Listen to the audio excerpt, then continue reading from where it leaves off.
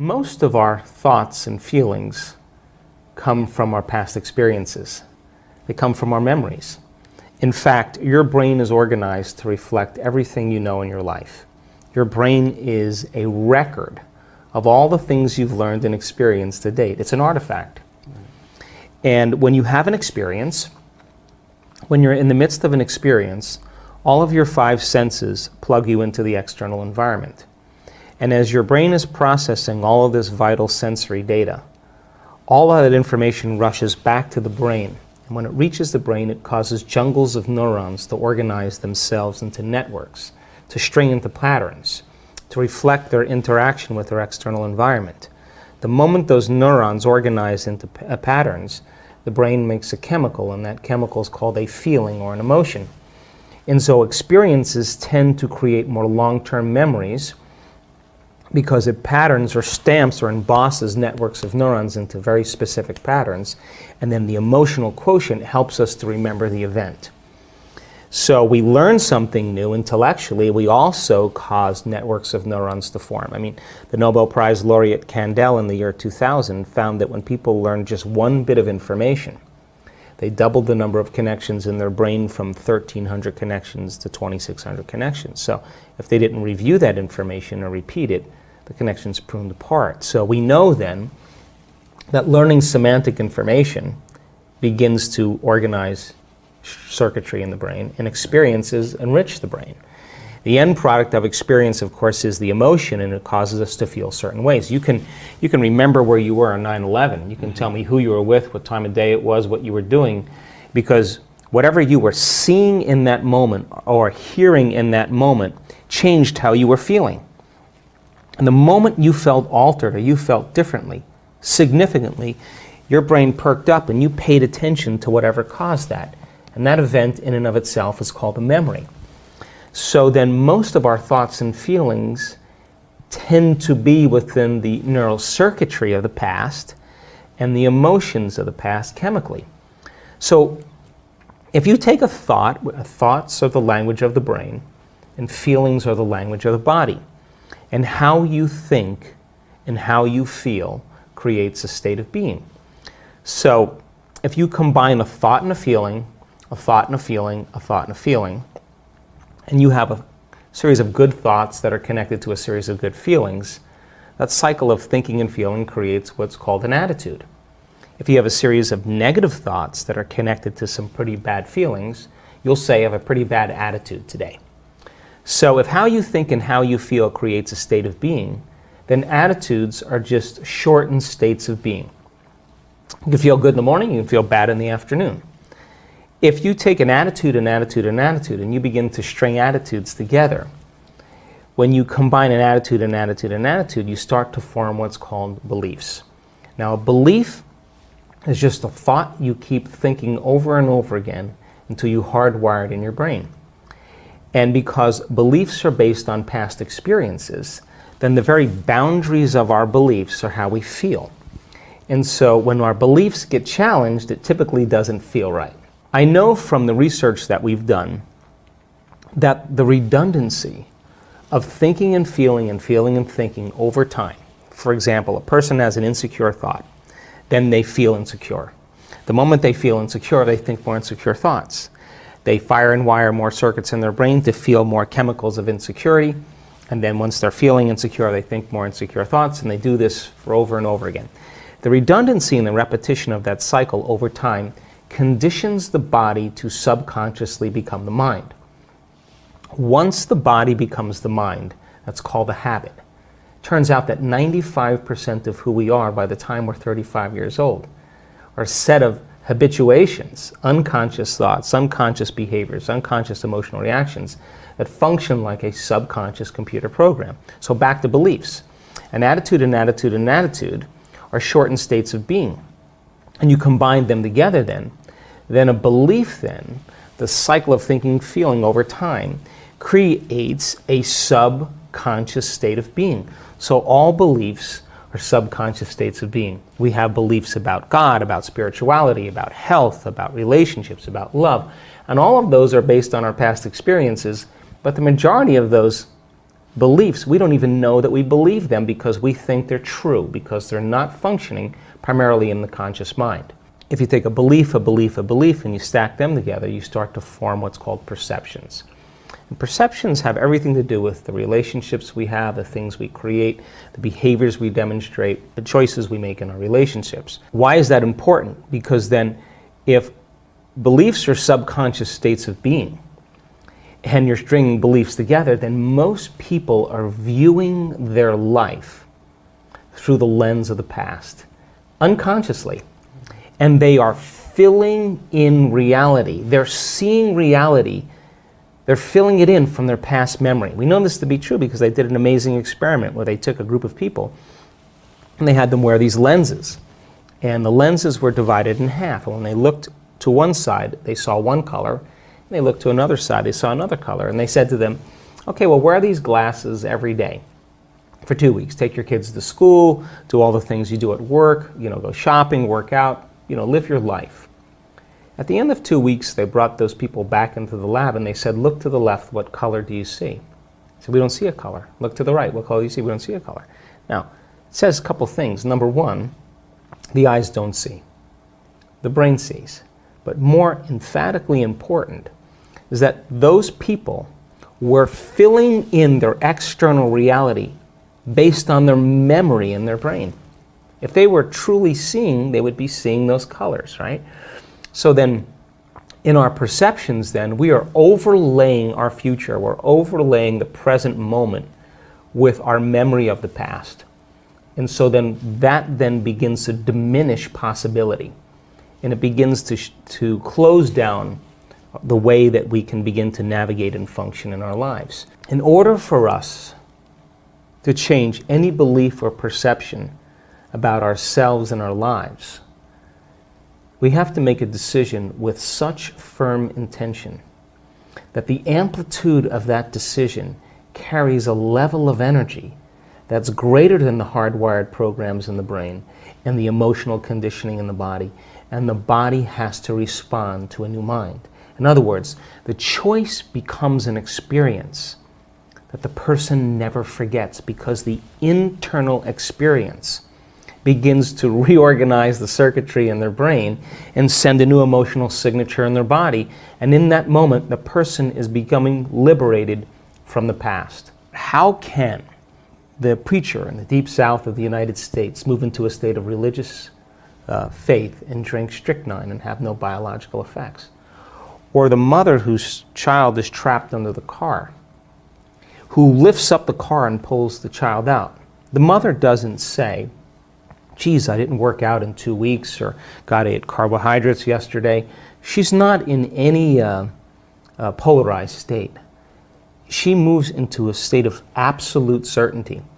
And it's energy that lifts that car up, because energy is the epiphenomenon of matter.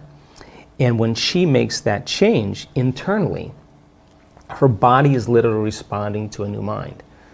So then in order for us to change our beliefs about spirituality, about money, about God, about relationships, we have to come out of our resting state, and the experience inwardly has to be transcendent or greater than any past experience. And that's when biology begins to change. Now, going from that old self to the new self is the biological, the neurological, the chemical, the hormonal, the genetic death of the old self. And most people, they step out into that unknown and it feels so uncomfortable, they can't predict it, they return back to the known. People say to me, well, I can't predict my future. And I always say to them, well, the best way to predict your future is to create it, not from the known, but from the unknown. And that void, that unknown, is the perfect place to create from. Now, why is this dangerous? Because when you're living in survival 70% of the time, there's better chances in survival from running from the unknown than embracing the unknown, right? If there's a predator out there, you hear something around the corner and you can't see it, that's an unknown. You're going to run. You're not going to go, and it's not a time to trust. It's not a time to open your heart. It's not a time to communicate. Here, kitty, kitty. It's not a time to do that. It's time to run. You'll never trust the unknown in that state.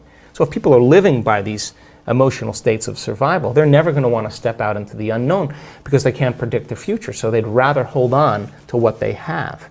Turns out that those emotions of stress are highly addictive. They give us a rush of adrenaline, rush of energy. And so people use the problems and conditions in their lives to reaffirm their addiction to that emotion so they can remember who they are as a somebody. So then, if your thoughts can turn on the stress response, and those stress chemicals are addictive, then we become addicted to our own thoughts. So then stepping out into that unknown is where true greatness happens, because that's where the person begins to say, what thoughts do I want to fire and wire in my brain? What behaviors will I want to demonstrate in my new life? Can I rehearse them in my mind? And the mere process of mental rehearsal, this is neuroscience now, begins to install the circuits in your brain to look like the experience has already occurred. You're priming your brain into the map of the future instead of the record of the past. And then the true person who's in the process of transformation will say, can I teach my body emotionally what that future is going to be like? Can I begin to embrace the joy of my new life? And their body, as their unconscious mind, begins to believe it's in the future instead of in the past. Now, that process is not an overnight process. We don't jump from the old self to the new self. It requires that continuous process of changing our biology. But I can tell you, in observing people who have healed themselves of very serious health conditions, who've healed themselves of some pretty difficult scars from the past, who've overcome addictions, who've created new opportunities and new jobs and new relationships and a new life, had to cross that river.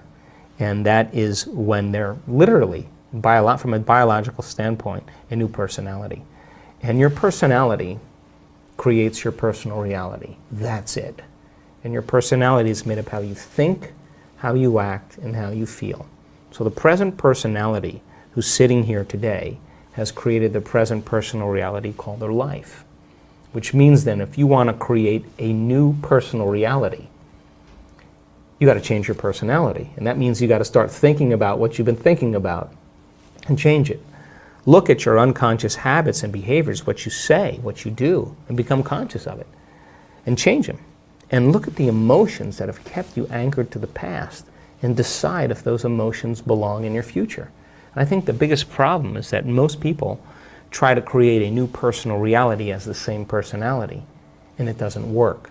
So then as we begin to demystify this, and the person starts to say, oh my God, the disease that I have is because it's connected to this personality. Is it possible that if I change my personality, just like a person with the multiple personality disorder, who has an allergy to nylon stockings in one personality and type 1 diabetes in another, is it possible then if I change my personality, that the disease exists in the old personality and I'm literally someone else? Is it possible then from a biological standpoint that they're healed and changed? So to answer the question, it's difficult because we're breaking out of a biological mold. It's difficult because most people don't know that they have within their reach all the tools to do it, because they have, number 3, been conditioned on some level to believe that the new hairstyle or the new type of beer they're going to drink or the sports car or whatever it is going to change their state. Right. And that's the hypnosis. And when I wrote The Placebo, You Are the Placebo, the biggest thing that I walked away with after writing that book was how hypnotized and programmed we really are.